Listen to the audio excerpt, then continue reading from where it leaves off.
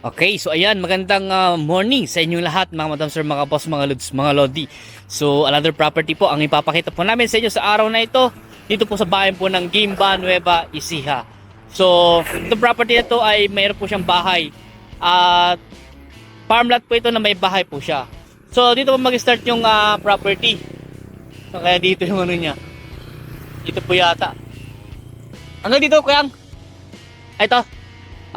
So dito po sa may bahod na ito. Ayan, diretso po yan. Tapos ito po ay nakaalong National Highway, Guimba, Victoria Road. At ang maganda po dito, Guimba, Nueva Ecija, tsaka Victoria, Tarlac po yung road po na ito. Guimba, Victoria Road. At ito po yung way na papunta po sa T-Plex, Victoria, exit sa town proper ng Victoria, dyan po. And then, ito naman po yung way na papunta po sa Guimba, sa pinaka-town proper po niya. Mga ilang minutong driving lang po siguro, mga 5 minutes driving po sa town proper na po ng Guimba. And ito yung way po na papunta po sa ano po yan, sa Kuya po, mga ganyan po, Talugtog, Muñoz, San Jose, papuntang Isabela. Pwede po kayong dumaan dito. Ayan. So hanggang dito po yung kanyang boundary sa part na ito. Ayan. Tumbawot po na ito.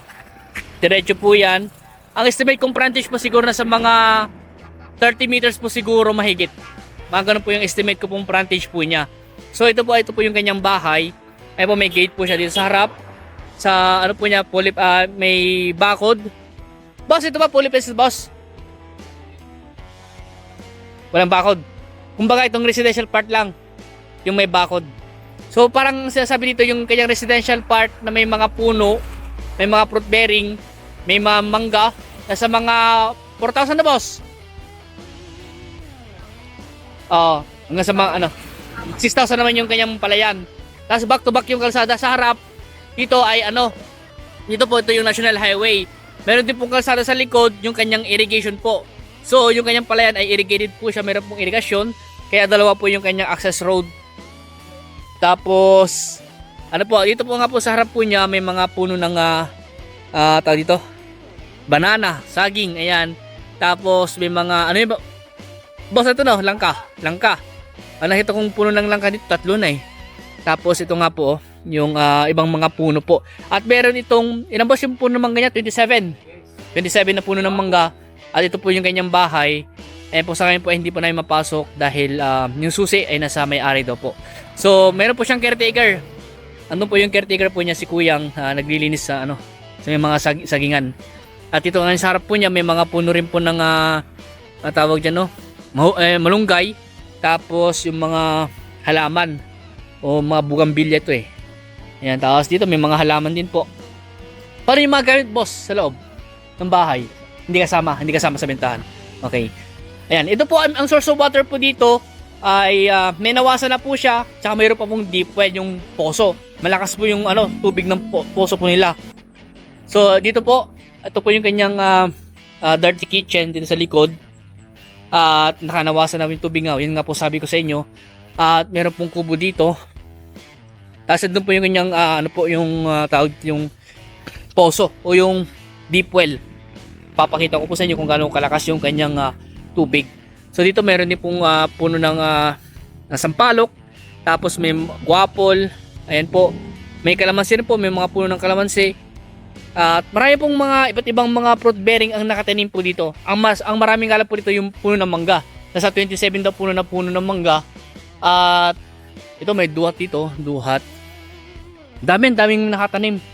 Sa kanyang residential po niya, maraming mga puno nakatanim. Tapos meron siyang palayan na 6,000. Siguro maani po yun ng mga kulang-kulang 100 din po. Depende nga po lang sa variety ng palay. So ito po yung kanilang poso. Bubombahin ko po para makita nyo po yung tubig. Ayun lakas ng tubig. Isang bomba ko lang po. Ang tagal maubos yung tubig po niya. Isang bomba ko lang po yun. Ayan. So ganito po kalakas yung tubig po niya. Tsaka magaan pa siyang bombahin. Magaan pa. Okay, so puntahan natin yung ibang part. Hindi ko na po mapupuntahan yung palayan po niya. Panoorin nyo na lang po. Ko na lang po yung picture po ng drone shot para makita nyo po yung kung ano po yung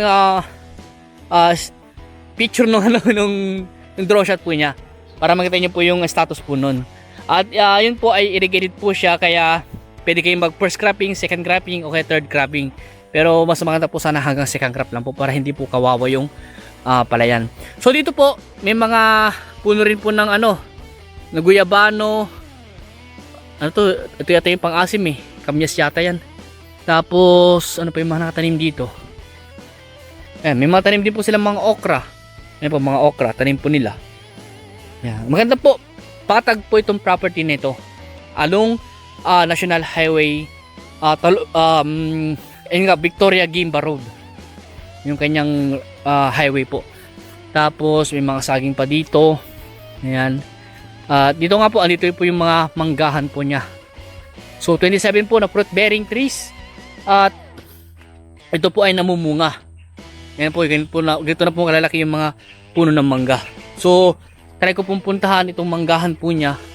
Baka sakaling ano po, ano pwede natin makita dito sa manggahan po niya. Yan. So mayroong ano dito, silungan ng kambing. Ayan po. At ito po, katapos na kasing umulan, kaya matubig po dito. Pero hindi po siya binabaha. Yan. Yun nga po sabi ko sa inyo, ilang beses na po nag-uulan pero hindi pa rin po binaha dito. Yan. So ibig sabihin po, 100% po na flood free. Ayan. May mga tubig lang po sa ilalim ng puno ng mangga dahil katapos nga lang po nung umulan, bago po kami mag-start na ano, kanina po kasi umuulan-ulan tapos umaambon-ambon. Ngayon po ay medyo may konting araw na po, kaya nakapagpalipad na po kami ng drone, tsaka ito nga po nakapag-video na rin po kami. So ito nga po 27 na mango trees yung andito po, at namumunga na po itong mga to. Grafted yata itong mga mangga po niya. Ay, may mga din, may mga seeds dito, may mga malalaki. Okay. So ito po ay, ulitin ko po, ito po 1 hektarya. At ang presyo po pala nito ay 5.5 million. Kung gusto pa i-negotiate yung price, kausapin na lang natin yung mismong may-ari o nagbebenta sa property po na ito. Ayan. So murang-mura na rin din po kasi along the highway pa po itong property na ito. Ayan. 5.5 po yung kanyang presyo. Nakadepende po kami sa caretaker dahil siya yung contact po namin dito sa property na ito, yung caretaker po. Kaya kung magbi-viewing po kayo, ang makakausap po natin ito yung caretaker. Tapos kung gusto yung kausapin yung may-ari, ay kakausapin po niya at mag-schedule po tayo ng araw kung kailan natin pwedeng kausapin yung may-ari kung sakasakali po.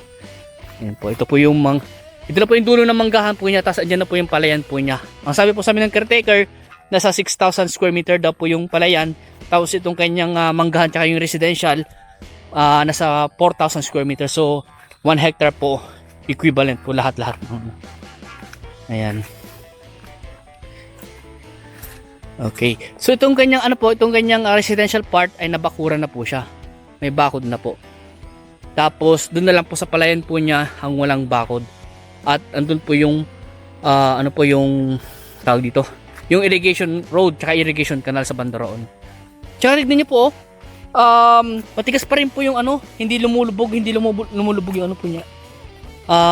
Kahit ano po siya, hindi matigas po kahit maputik, pero hindi lumulubog yung paa sa putikan. Ayun po yung gate po niya, papunta po sa palayan po niya. Ayan. Ayan po. Ito po kaganda. Sa kabilang property din manggahan din siya, tapos may palayan din. Parehas lang sila din sa kabila. Okay. So babalik na po ako sa aking kasama. Ayan. Kaming dalawa lang po ni Boss Jason ang pumunta po ngayon dito. Ayan po. So ulitin ko po, ito po ay 1 hectare na farm na mayroong bahay at nakaalong National Highway, at sa bandang likod meron pong kalsada ng irigasyon at meron pong irrigation canal na source of water po nila, pampatubig po nila sa nilang palayan. Pwede kayong mag second cropping sa palayan po niya. Itong manggahan po niya ay pwede naman po natin yan. Dalawa yung source of income po dito. Itong manggahan po niya at yung palayan po niya. Yung source of water po niya, ay yung source of ano po niya. Ayan. So Kung may katanungan po kayo regarding po sa property na to, tawag lang po kayo sa akin. So, hanggang dito po muna. At maraming salamat po sa inyong lahat. At God bless po.